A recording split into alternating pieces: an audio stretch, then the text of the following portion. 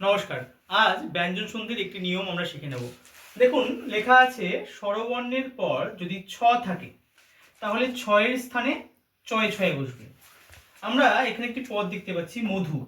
আমরা মধু শব্দটি যখন উচ্চারণ করছি, মধু শব্দের একদম শেষে অন্তিমে একটি ধ্বনি উচ্চারিত হচ্ছে মধু, অর্থাৎ উ, হ্রস্ব উ আমরা পাচ্ছি।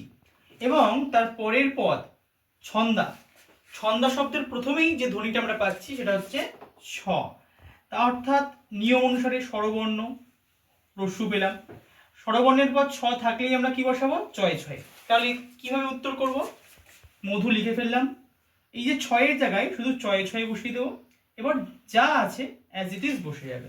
অনুরূপভাবেই তরুচ্ছায়া, তরু শেষে রস্য উ পাচ্ছি, ছায়ার জায়গায় চয়ে ছয়ে বসে গেল। প্রচ্ছদ, অ পাচ্ছি, ছ আছে তারপরে, অয়ের পর ছ, চয়ে ছয়ে হয়ে গেল। আচ্ছাদনটাও ঠিক অনুরূপভাবেই হয়েছে। এবার আপনাদের কাছে প্রশ্ন, পরিচ্ছেদ এই শব্দটির সন্ধি বিচ্ছেদ কি হবে? ধন্যবাদ।